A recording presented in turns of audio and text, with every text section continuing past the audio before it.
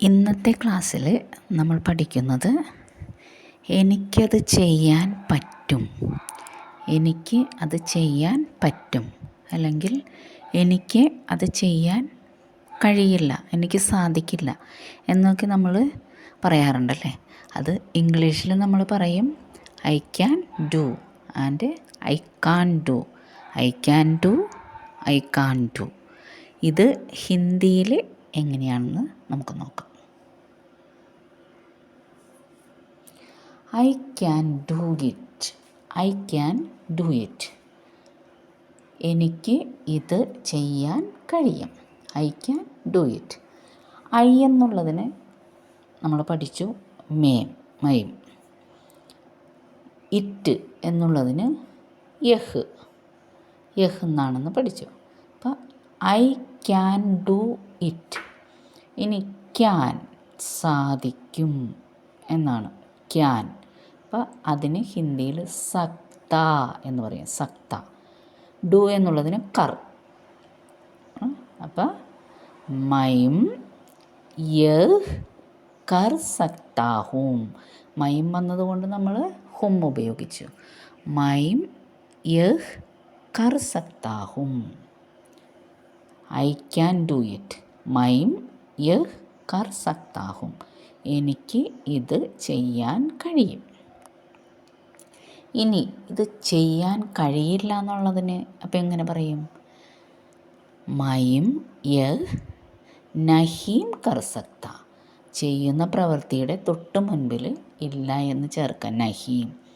മയും യഹ് കർ സക്ത ഹും എന്നുള്ളിടത്ത് മയും യഹ് നഹീം കർ സക്ത. സക്ത ഹും, മയും യഹ് നഹീം കർ സക്ത ഹും. ഓക്കെ, എനിക്ക് ചെയ്യാൻ കഴിയില്ല. I can go, I can go. I can go എന്നുള്ളത് അപ്പോൾ എന്താണ്? മയും. ക്യാൻ എന്നുള്ളതിന് സക്താഹും എന്ന് പറഞ്ഞ്. പിന്നെ നമുക്ക് വേണ്ടത് ഗോ എന്നുള്ളത്. ഗോ പോവുക എന്നുള്ളതിന് എന്താണ് ഹിന്ദിയിൽ? ജായേ, ജാവോ എന്നൊക്കെ നമ്മൾ പറയില്ലേ. അപ്പം അപ്പം മയും ജാ സക്താഹും, മയും ജാ സക്താഹും. എനിക്ക് പോകാൻ കഴിയും. ഇനി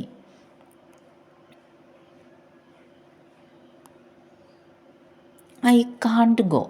ഐ കാണ്ട് ഗോ എന്നുള്ളതിന് ഇതുപോലെ തന്നെ മയും ചെയ്യുന്ന കാര്യത്തിന് തൊട്ട് മുൻപാണ് നഹീം ചേർക്കേണ്ടത്. മയും നഹീം ജാ സക്ത, മയും നഹീം ജാ സക്ത.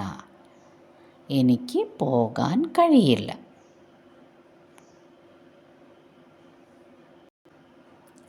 I can fight, I can fight. എനിക്ക് യുദ്ധം ചെയ്യാൻ കഴിയും, അല്ലെങ്കിൽ എനിക്ക് തല്ലുണ്ടാക്കാൻ കഴിയും, എനിക്ക് തല്ല് പിടിക്കാൻ കഴിയും. മറ്റുള്ളവരോട് തല്ലിന് പോകുന്നത്, ഇതിനൊക്കെ നമ്മൾ ഹിന്ദിയിൽ ഉപയോഗിക്കുന്ന വാക്ക് ലഡ് സക്താഹും, ലഡ്.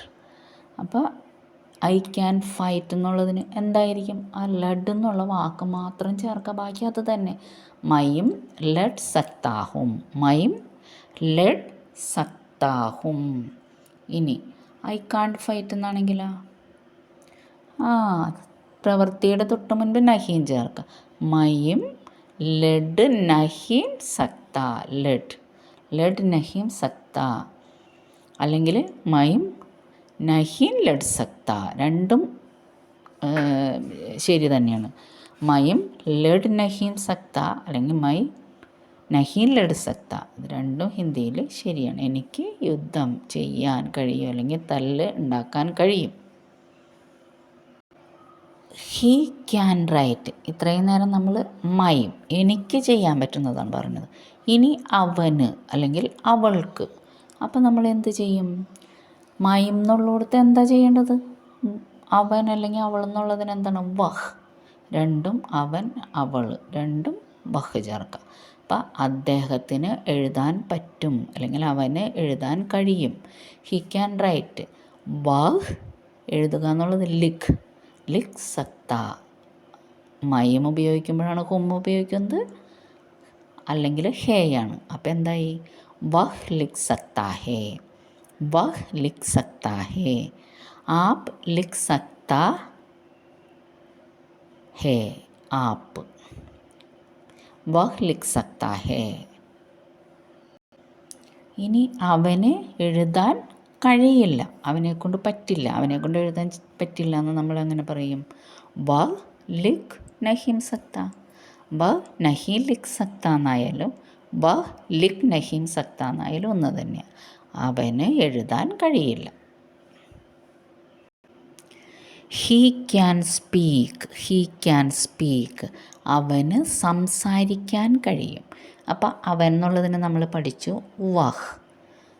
സ്പീക്ക് സംസാരം എന്താണ് ഹിന്ദിയിൽ? ബോൽ, ബോൽ. പിന്നെ ബാക്കി അത് തന്നെ വഹ് ബോൽ സക്താ ഹേ, അല്ലെങ്കിൽ വഹ് എന്നുള്ളതിന് പകരം വോ ബോൽ സക്താ ഹേ എന്നും പറയും.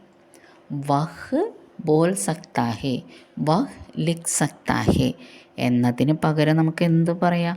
വോ അവൻ, വോ അവൻ അല്ലെങ്കിൽ അവൾ, വോ ബോൽ സക്താ ഹേ, വോ ബോൽ സക്തി ഹേ. അവന് പറ്റില്ല, അവന് സംസാരിക്കാൻ പറ്റില്ല എന്ന് പറയുമ്പോൾ എങ്ങനെയാണ്?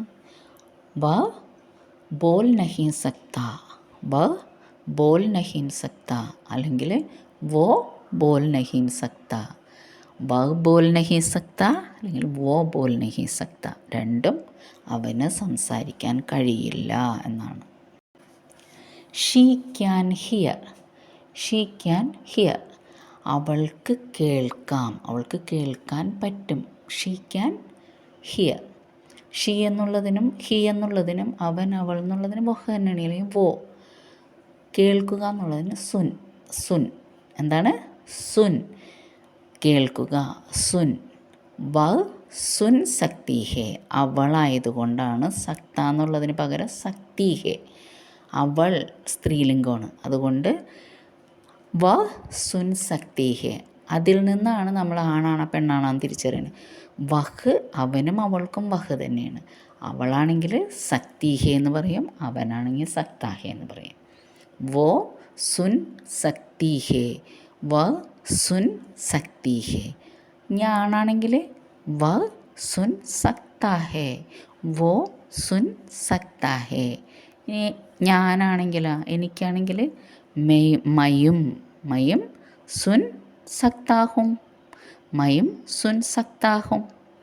അപ്പം അവനും അവളും ഞാനും എങ്ങനെയാണ് പറയണതെന്ന് നിങ്ങൾക്ക് മനസ്സിലായില്ലേ?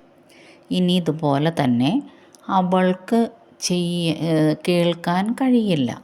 ഇത് ഇപ്പം നമ്മൾ പറഞ്ഞ പോലെ തന്നെ വ സുൻ നഹീം സക്തി, വ സുൻ നഹീം സക്തി, വോ സുൻ നഹീം സക്തി, അവൾക്ക് കേൾക്കാൻ കഴിയില്ല. She can sit, she can sit, അവൾക്ക് ഇരിക്കാൻ കഴിയും. She can sit. വ ഇരിക്കുക എന്നുള്ളതിന് ബൈറ്റ്. എന്താണ്? ബൈറ്റ്, ഇരിക്കുക, ബൈറ്റ്. ഷീ ക്യാൻ സിറ്റ് വഹ് ബൈറ്റ്. അവൾ പെണ്ണായതുകൊണ്ട് എന്താണ്? സക്തി ഹേ, വ ബൈറ്റ് സക്തി ഹേ, അവൾക്ക് ഇരിക്കാൻ. Birds can fly, birds can fly, പക്ഷികൾക്ക് പറക്കാൻ കഴിയും. പക്ഷി, പക്ഷികൾ എന്നുള്ളതിന് പക്ഷി എന്ന് തന്നെയാണ് ഹിന്ദിയിലും പറയുന്നത്. പക്ഷി ഉഡ് സക്തേ ഹേ, ഉഡ്, ഉഡ് എന്ന് പറഞ്ഞാൽ എഴുന്നേൽക്കുക, ഉയരുക, പറക്കുക, ഇതിനൊക്കെ ഉഡ് എന്ന് തന്നെയാണ്. ഉഡ്ജ എന്ന് പറഞ്ഞാൽ എഴുന്നേൽക്കുക എന്നാണ്. പറക്കുക എന്ന് പറയുന്നതിനും എന്താണ്? ഉഡ്, ഉഡ്. അപ്പം ബേഡ്സ്, കുറേ ബേഡ്സ് ഉണ്ട്, പക്ഷികളുണ്ട്. അതുകൊണ്ട് നമ്മൾ സക്തി എന്ന് പറയുന്നതിന് പകരം സക്തേ ഹേ. ഒന്നിൽ കൂടുതലുണ്ടെങ്കിൽ സക്തേ ഹേ, സക്തേ ഹേ. ബേഡ്സ് കുറേ പക്ഷികളാണ്. അപ്പം പക്ഷി ഉഡ് സക്തേ ഹേ, ഉഡ് എഴുന്നേൽക്കുക, പറക്കുക എന്നുള്ളതിനൊക്കെ എന്താണ്? ഉഡ്, ഉഡ് സക്തേ, പക്ഷി ഉഡ് സക്തേ ഹേ. പിന്നെ ക്യാൻ കാണ്ട് ഈ രണ്ട്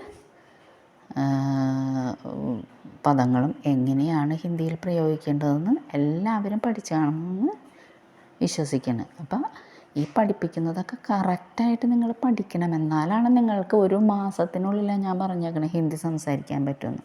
നിങ്ങൾക്ക് സംസാരിക്കാൻ പറ്റും. അപ്പോൾ ടീച്ചറുടെ ക്ലാസ് ഇഷ്ടപ്പെടുന്നവർ ഒന്ന് സബ്സ്ക്രൈബ് ചെയ്യണം. പുതിയതായിട്ട് കാണുന്നവർ ഒന്ന് ലൈക്ക് ചെയ്യാനും സബ്സ്ക്രൈബ് ചെയ്യാനും മടിക്കരുത്. Okay, by.